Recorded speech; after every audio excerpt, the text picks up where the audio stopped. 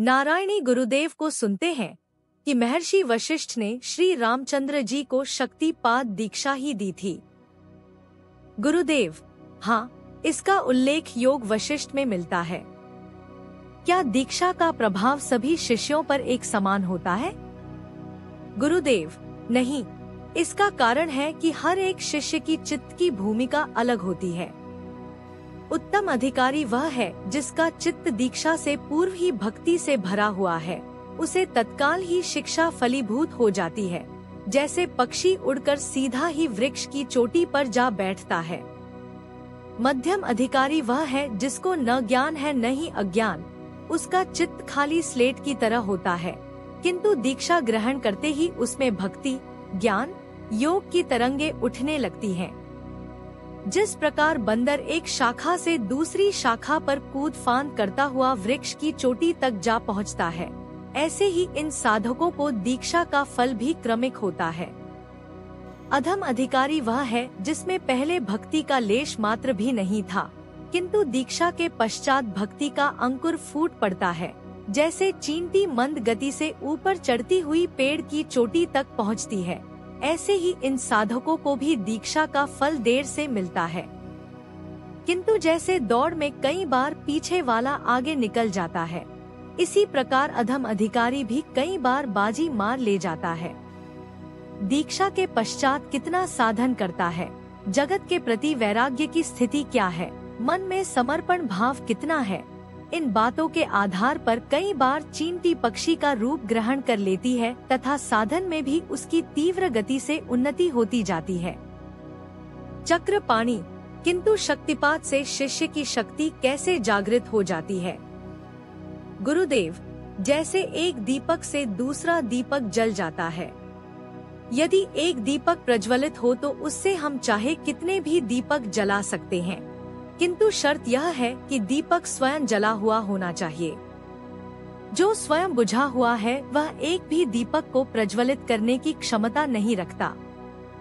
अग्नि दीपक में पहले से ही होती है, किंतु प्रज्वलित नहीं होती। दूसरा दीपक प्रज्वलित ज्योति से दीपक की अप्राकृतिक सहारा पाते ही अप्राकृतिक की प्रसुप्त शक्ति के समीप ले जाता है। उसका संयोग प्राप्त होते ही शिष्य की प्रसुप्त शक्ति एकदम जागृत हो जाती है। वह शिष्य को जो अब तक जगादी भी मुखी प्रवाहशल थी, आत्मा भी मुखी कर देती है। यही शक्तिपात कहा जाता है। शक्ति जागृत होकर साधक के मार्ग में जितने व्यवधान है सबको हटाती जाती है, संस्कार क्षीण करती है, भाव को निर्मल बनाती है, वृत्तियों को शुद्ध करती है तथा चित्त की स्थिति इन सब से ऊपर उठाकर क्रिया रूप में दिव्य मौन को प्रकट करती है, जिससे कि दिव्य ज्ञान उदय हो सके। जब जगत सामने से हट जाता है, अंतर से विकार, वासना तथा संस्कार भी विराम अवस्था में चले जाते हैं। जगत का कोई भी विषय अभिमुख नहीं रहता, मन एकदम शांत स्तब्ध हो जाता है, उसे दिव्य मौन कहा जाता है। दिव्य मौन साधक की एक काफी ऊंची अवस्था है। धारण किए से मौन नहीं होता, यह अवस्था साधन में स्वयमेव आती है। दिव्य मौन की अवस्था में दिव्य ज्ञान अंतर से ही उदय होता है। दिव्य ज्ञान से अन्य कोई ऐसा ज्ञान नहीं है जो ईश्वर से मिला सके।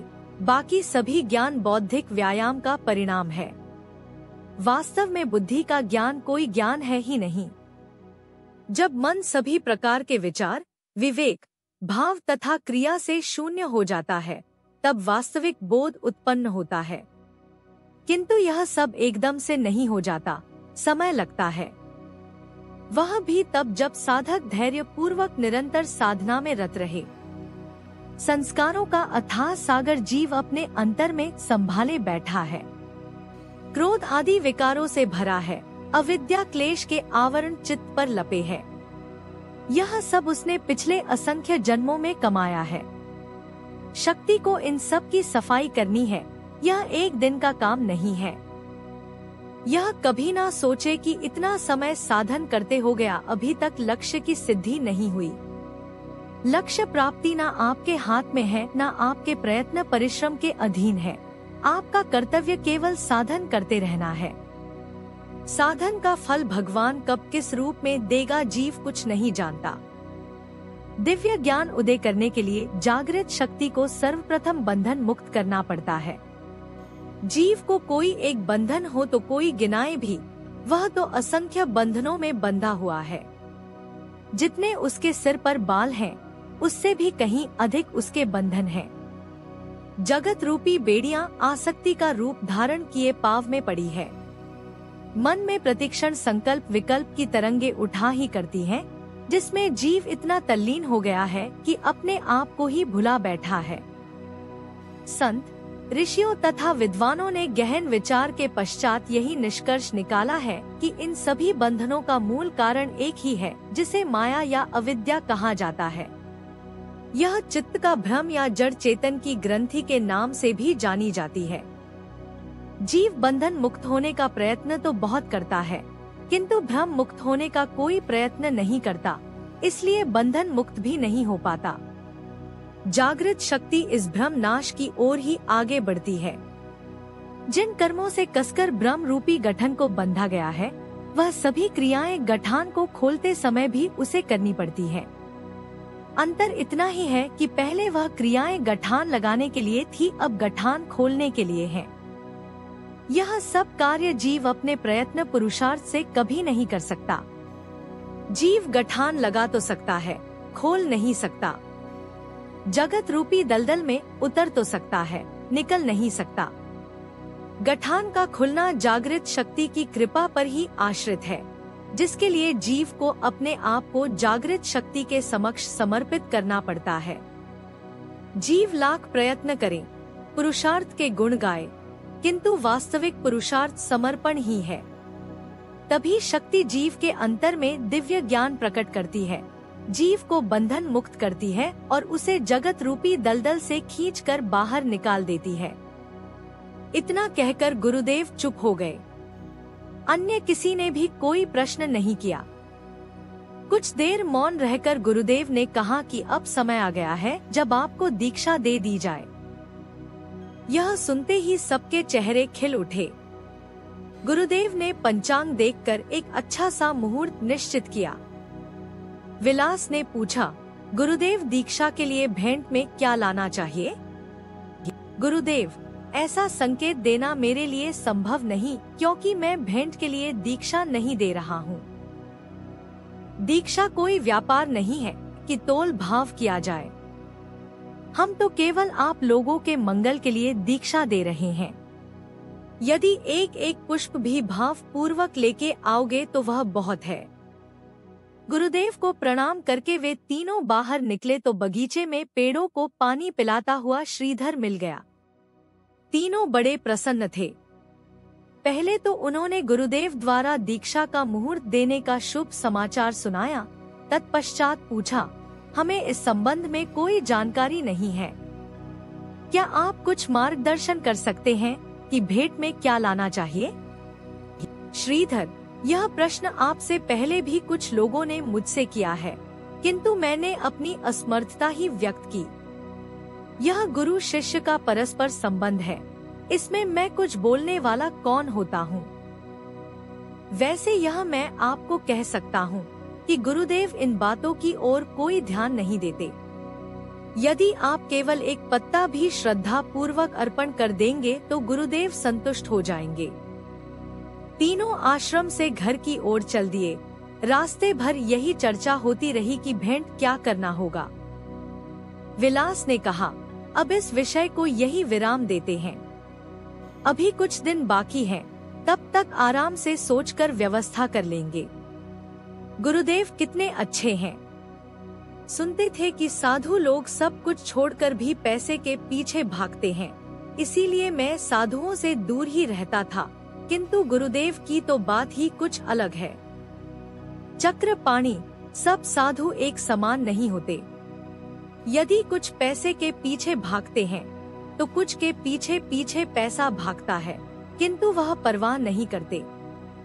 अब तीनों का एक एक दिन निकलना कठिन होता जा रहा था। नित्य प्रति आपस में मिलते तथा घंटों चर्चा करते रहते। आखिरकार वह दिन भी आ गया और तीनों आश्रम की ओर निकल पड़े।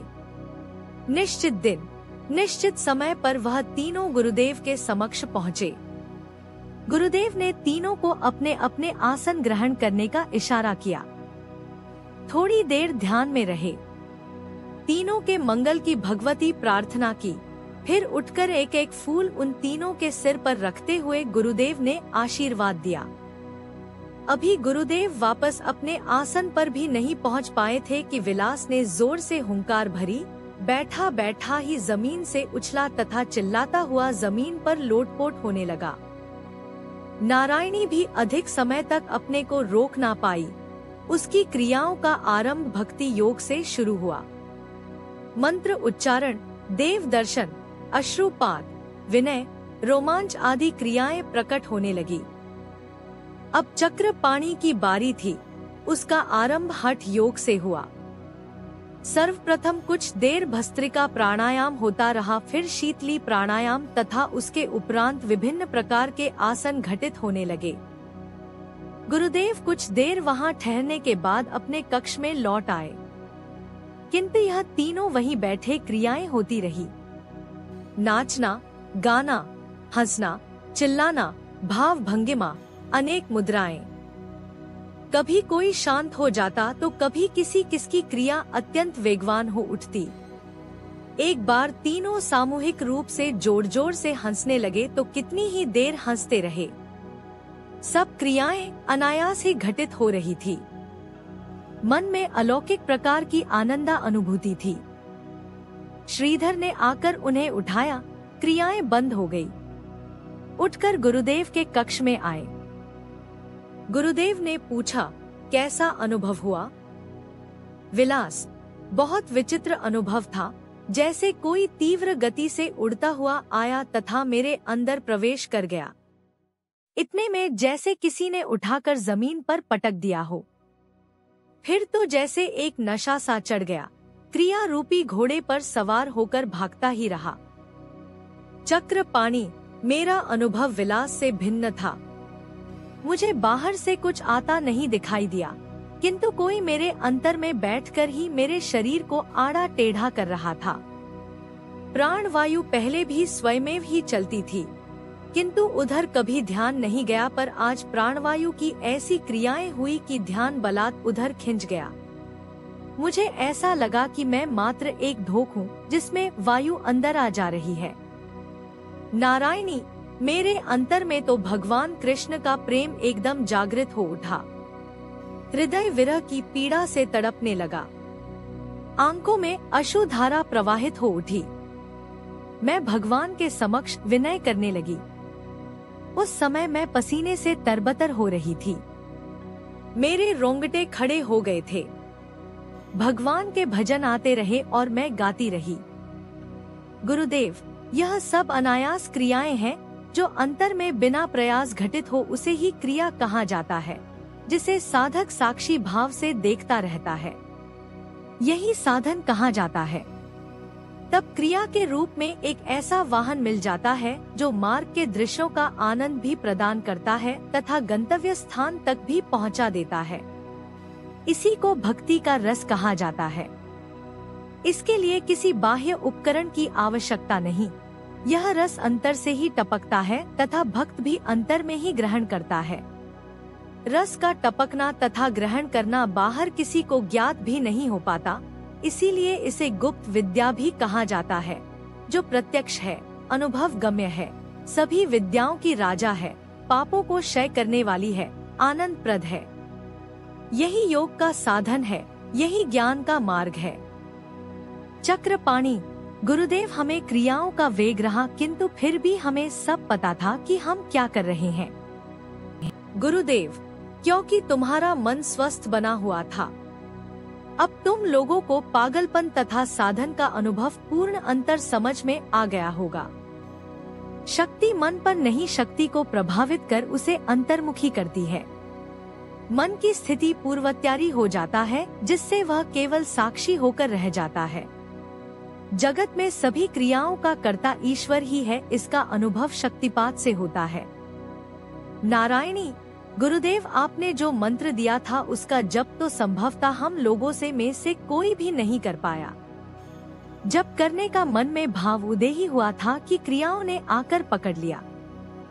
गुरुदेव, मंत्र शक्ति प्रदान करना केवल माध्यम था, सिर पर फूल रखना भी एक माध्यम ही था।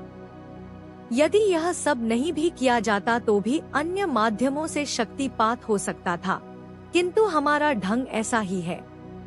अब गुरु मंत्र आप लोगों के पास है कि यदि कभी क्रिया का अनुभव ना हो तो इसको जप किया जा सकता है।